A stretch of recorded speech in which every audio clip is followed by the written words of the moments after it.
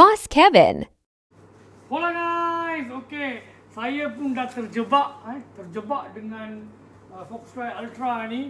Okay, saya pun dah hari ni dah beli satu. Okay, sebab apa, material kain dia sangat-sangat special. Saya tak boleh tunjuk dekat sini. Anda akan datang pegang tengok apa beza dia dengan material lain. Okay, dia orang cakap satu-satunya material macam ni Foxtrike Ultra saja ada. Double zip, dalam ada satu poket, sangat-sangat selesa di dalam kerana ada liner. Okey, sini ada velcro. Okey, velcro untuk kecilkan, so ditekan panjang ke bawah. Hoodie pun dah ready. Kalau nak boleh buka, ada zip. Kalau tak nak simpan dalam sini pun boleh.